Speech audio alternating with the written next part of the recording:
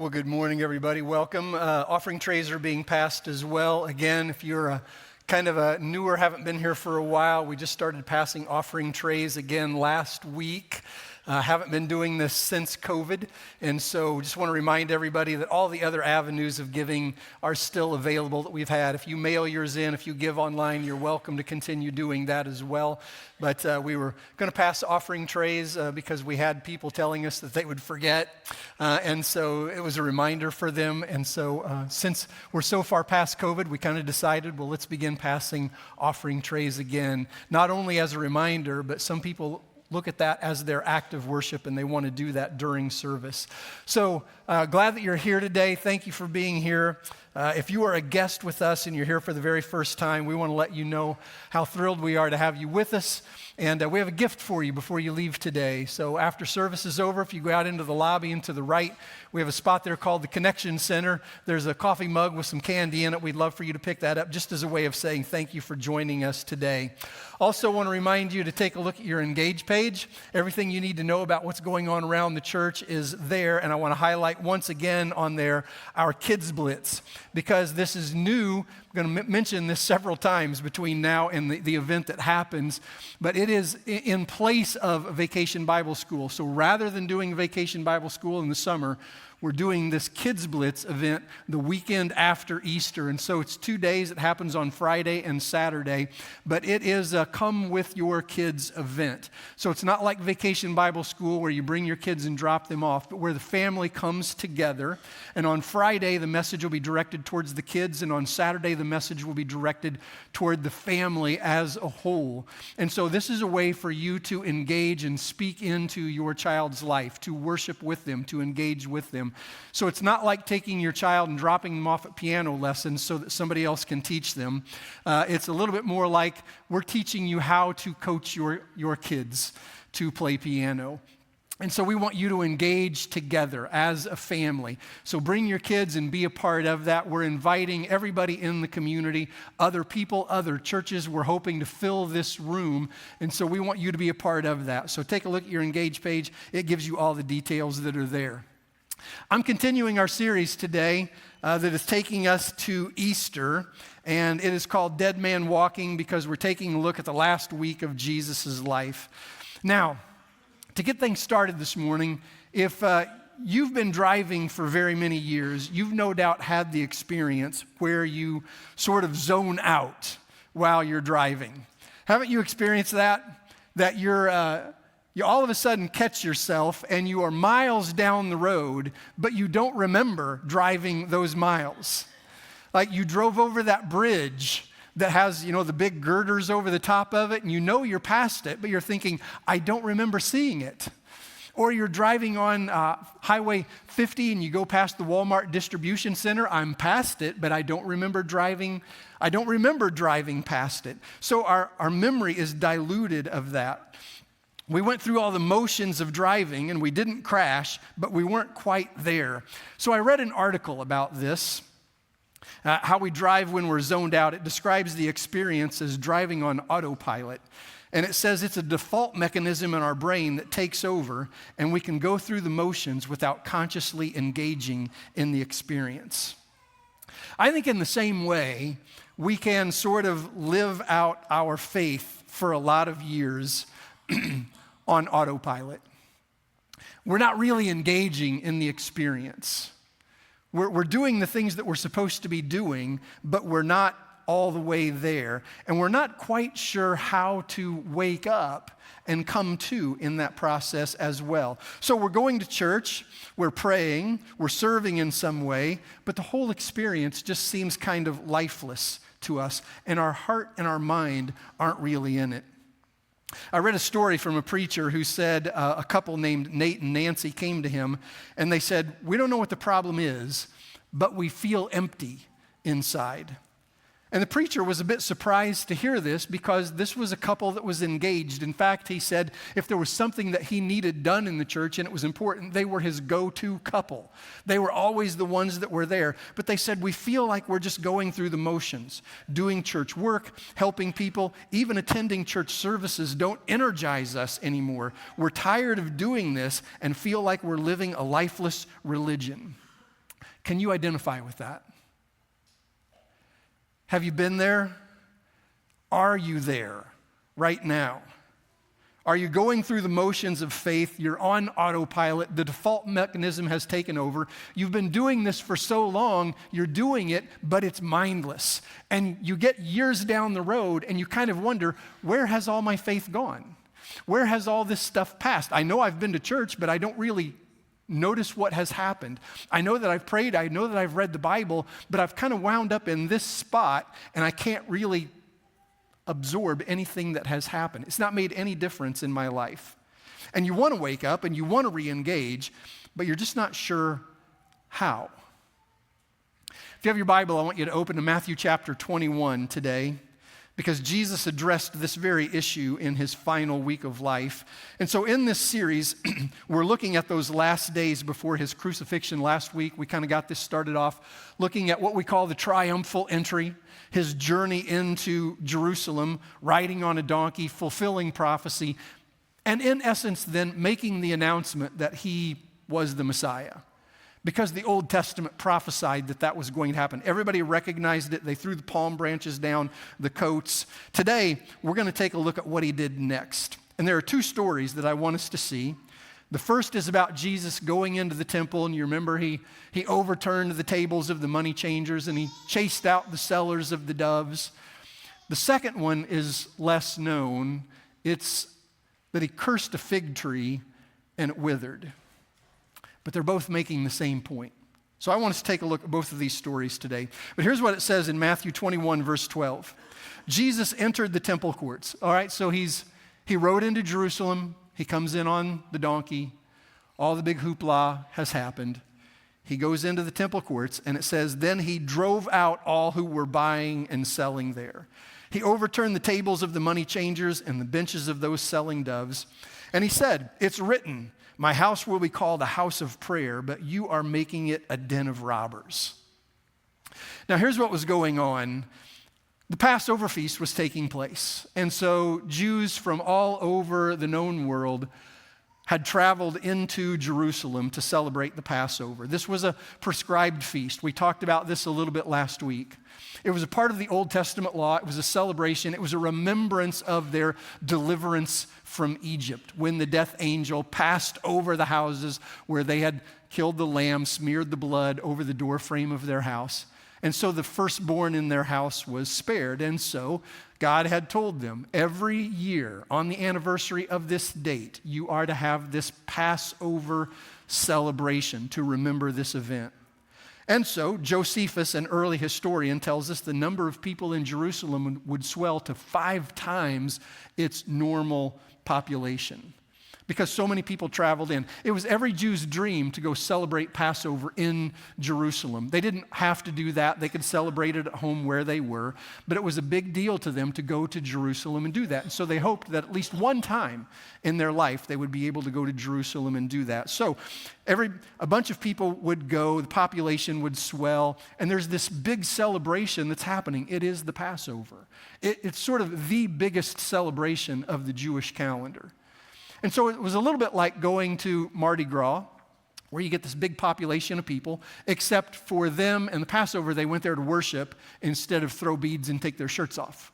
So different in that regard. But you get the idea. It's a big celebration that's happening. So people are everywhere. The city is bustling. You can't find a hotel room. And as a part of this celebration, every family would sacrifice a lamb. All right, so this harkens back to that original event in Egypt, where God had instructed them, I'm going to send the death angel through. This is the 10th plague. Every firstborn is going to die unless you sacrifice a lamb and smear the blood of that lamb over the doorframe of your house. Then I will pass over your house. So as a part of that, every year, every family would sacrifice a lamb in a prescribed manner. Josephus records that over 250,000 lambs were sacrificed in Jerusalem during this time. And many of the families who lived away and traveled to Jerusalem would travel there and then buy their lamb. They would purchase it once they got there. Now, they would do this for a couple of reasons. One of them was that it was inconvenient to travel a long distance with a lamb. So it was like, well, let's just wait until we get there and buy one. But the other reason is that even if they brought their own, they wouldn't be allowed to sacrifice it because the priest would inspect the lamb and deem it unacceptable. So the Old Testament law specified that their lamb had to be free of defect. So this is actually a shadow of Jesus, the Lamb of God, that would be sacrificed for us, perfect and unblemished and without sin. And so that's what the Lord was teaching in this Passover lamb. And so you got to sacrifice a lamb. Can't just be any lamb, though. Can't be one that's crippled or lame or blind or blemished in some way. It's got to be unblemished and perfect. And so if you brought in your own lamb, they wouldn't allow you to sacrifice it because they would say that it was blemished in some way. But what was really going on is that the priests had devised a very lucrative system for selling lambs. Like, you've got to sell a lamb, you have to sacrifice a lamb. I will inspect it to make sure that it's worthy of the sacrifice. I just so happen to have a bunch of lambs over here that are pre-inspected, and they're all worthy to be sacrificed. Yes, the price is a little bit higher, but that's because they're perfect, unblemished lambs. So they had this system, like, if you bring your own, it's not good enough. Buy one of our high-priced ones, and we'll allow you to sacrifice it. Even if your local hometown priest inspected your lamb and said, yes, this one is perfect, you can take it and sacrifice it, you would get it to Jerusalem. Another priest would inspect it and say, no, this one is not acceptable. You'd say, well, what do you mean? My priest at home inspected it and said that it was perfect. And he said, well, look right here. Don't you see this defect? And you would say, no, I don't see that defect. Well, I do, and you can't sacrifice this lamb. So it was this con job that they had set up so that they could make money. Nobody could get around the system, so you just had to pay the price, and they had this racket going. It's a little bit like going to the movie theater. You pay $10 for your ticket to get in, but then if you want a Coke and a popcorn, that's another $38. Like, you can't bring your own in, so if you want some, you just have to buy it from us. Now, another dynamic that was taking place in Jerusalem is that people would bring different kinds of currency from their local area of residence. So, people who live in different places, they have different currencies. Some of them had traveled long distances, so they would bring them in. And so in order to purchase your lamb or do any other kind of trade, you would have to exchange your money, kind of like we do when we go to another country. We have to exchange US dollars for their currency to be able to operate in their system. They would have to do that in Jerusalem. Well, of course, there's a fee charged for the exchange of currency. So they would exchange their currency. They had everything set up in the temple. Oh, we're making it convenient for you. Come on in here, exchange your currency, buy your lamb, except it was an exorbitant amount that they were charging for the exchange of currency. This is why Jesus called it a den of robbers. This is supposed to be a house of prayer, but you're robbing people as they come in to worship me, and you're giving them no other choice. You're the religious leaders. You're supposed to be enabling worship to happen. But instead, you're making them buy expensive lambs, and you're charging them exorbitant amounts to exchange their currency. It was this big racket that they had going on. And this was all set up in the temple. All the buying, all the selling, all the animals, all the currency exchange. And so Jesus goes into the temple. He sees this all happening, and he kind of goes on a rampage. Starts flipping the tables over, money changers and sellers. All these coins are flying through the air, bouncing off the floor. And that's when he says, this is supposed to be a house of prayer. But I want you to understand this wasn't just Jesus having a bad day. It wasn't like he walked in, lost his temper, and flipped out. In fact, one of the other Gospels that we read indicates that Jesus actually came into Jerusalem. He rode in on the donkey. He went into the temple, looked around, and saw what was happening, and he didn't do anything that day. But he went back out, he stayed in Bethany overnight, and he comes back the next day, and that's when he starts turning over the temples. This was a calculated event. This wasn't a loss of temper, flying off the handle. But what's going on is that he's getting their attention. He's going to make a scene so that everybody pays attention to what he has to say. And his point that he was making is technically you're going through all the right motions. Technically you're following the law. You're offering the sacrifice that is prescribed. But you're not doing it with the right heart.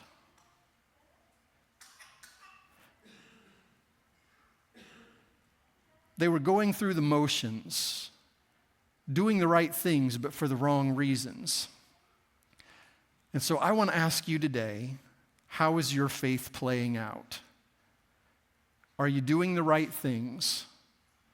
Reading your Bible, going to church, maybe you're even teaching a class, but your heart isn't in it. You're fulfilling what you're supposed to be fulfilling, but it's just going through the motions. That's what they were doing in the temple. We're going through all the prescribed sacrifices. There are all these regulations for Passover that are supposed to happen. We're having the right meal. We're serving the right events. We're having it at the right time. We're offering the right sacrifice. But it was all done for the wrong reason. Going through the motions, but there's no spirit that's happening there. Matthew then goes into another story that seems disconnected, but yet it's teaching the same point. This is in verse 18 of Matthew 21. It says, early in the morning, Jesus was on his way back to the city. So see again, Jesus would go into Jerusalem, he would go into the temple, and then in the evening he would go out and stay in Bethany. So all this has happened. He's gone in. He's gotten their attention. He's turned over the money changers' tables. You're making my house a den of robbers. You're going through the motions. You're not doing this the right way. Then he goes back out to Bethany, the next town over, and now he's coming back into town. Early in the morning, on his way back to the city, he was hungry. Seeing a fig tree by the road, he went up to it, but found nothing on it except leaves, no figs, no fruit. Then he said to it, may you never bear fruit again. And immediately the tree withered. When the disciples saw this, they were amazed. How did this fig tree wither so quickly? Now here's why Jesus did this and why Matthew includes the story here. The fig tree was just going through the motions. It was blooming in the spring. It was putting on buds. Leaves were coming out, but no fruit was happening. And Jesus was saying, this is what my people of Israel are like. Activity, but no fruit. And without the fruit, the activity has no purpose. And so, do you feel like a fruitless fig tree? You're doing what you're supposed to be doing, but it's not showing in your life. There's no fruit. Your life isn't being changed. You're not more like Jesus today than you were a year ago, even though you're doing all the things that you're supposed to be doing. Has it left you feeling empty inside, and all of your religious activity is just kind of on autopilot? So the big question then is, what do we do about this? If that's where we are, how do we make the change that brings about a different result? How do we get figs to grow on our fig tree? How do we get fruit in our life? How does our life actually change? How do we become more like Christ? What do we need to do to make that happen? Well, I've given this thought over the years because it's so common. It seems that all of us have been through this experience, and maybe some of us live this experience for our entire lives. And I think it's a difficult idea to communicate because it's a heart issue. It's not as simple as saying, do these 3 things, take these 3 steps, and all of a sudden your life will begin to flourish, faith will come about, fruit will come in your life, and you'll become more like Jesus. Because there are different kinds of activities that could help, and they would help. Things like spend time with people who actually are bearing spiritual fruit in their lives. It's the old principle that I've talked about a number of times, that we become like the people that we spend the most time with. Other people rub off on us. We rub off on them. And so if you want some fruit in your life, spend time with people who are like what you want to be. Like, we could talk about that kind of a thing. We could talk about all of the spiritual practices. It's hard to pray, but you need to do it, and the more you do it, the easier it becomes. We could talk about things like that. We could talk about things like just make the decision. Make the commitment in your heart. This is what's going to happen. And all of those can help, but at the same time, isn't that the very problem that we've been talking about through this whole message? That we can go through the motions of doing all the right things, but we can just be on autopilot and it really doesn't make any difference in our heart. Those things can make a difference in our lives. Prayer can make a difference. Reading the Bible can make a difference. Hanging out with the right people can make a difference. But we can also do all those things and it doesn't make a difference. So what do we need to do? Just out of observation of what I've seen over the years and in talking to people, there are 2 things that I've kind of landed on that I want to share with you today. 2 things that can make a difference in changing that direction and bearing fruit in your life. And here's the first one. You can experience a major crisis in life. That often changes people's hearts. Now, maybe you're not interested in getting your spiritual fervor back in this way, but that's okay because we don't really get to choose this one.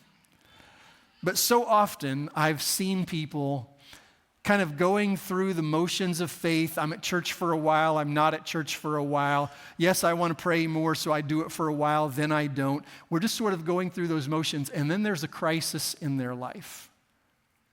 We had a baptism here just a couple of weeks ago, and the story was for that person, they were kind of going through the motions of their faith, and then the tornado that we had a couple of years ago didn't destroy their house, but got really, really close and did some damage, and it was so close it was scary, and so it was like, I'm going back to church. And that led to a 2-year journey and then a baptism. Crisis. You've probably seen this a lot of times before. There's a death in the family close to us. We've been on autopilot for a while. We've been away for a while. We've just been going through the motions, and then somebody close to us dies, and all of a sudden, I'm doing something about this. It changes us. It can be a serious illness, a spouse that says, I'm leaving, a child that is addicted to drugs, and all of a sudden we realize how helpless we are in this life. And that makes a difference. These kinds of things have a way of refocusing us and reminding us what's really important. I remember a conversation I had one time with a guy who had re-engaged in his faith, and he said he grew up in church, he believed in God, but his adult years, his faith hadn't been a priority for him. Church attendance was spotty until his son died. And that was the crisis that re-engaged. That became the turning point in his life, a new focus and a new heart. And all of a sudden, the fruit that he had been looking for began to grow. Maybe you've heard the expression, when we get knocked down in life, flat on our back, we have nowhere to look but up. And some of you are here today because that's happened in your life. you'd be able to stand up here and tell your story about going through the motions, not taking your faith that seriously. But then something happened, and it completely turned your life around. But that's not the best way. Maybe sometimes God will use that to get our attention, but that's not the way we want that to happen, is it? So I want to give you a second path that I've seen people take that reignites their faith.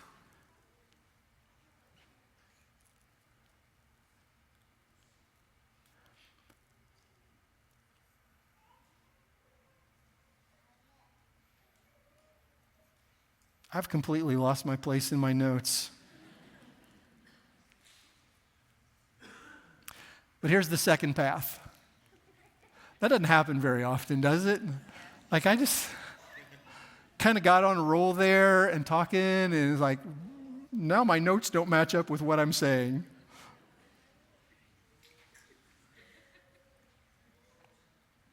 Here's the second path that I've seen people take. I've seen people's lives be changed by going on a mission trip. Like, they go and they experience another place that's very different than where we live, where food is not a basic staple of life, basic sanitation isn't basic, medical care isn't readily available. And I've just seen a number of people from our church even go to Chicago or Haiti or Puerto Rico or Nicaragua, and they return with a new heart. They've just been deeply affected by what they've seen there. Sometimes running water isn't a staple for people who live in those places. For a lot of us, we will turn on the faucet, and while we're washing our face or shaving or brushing our teeth, we'll just leave the water running because it's so easy and so abundant for us to have.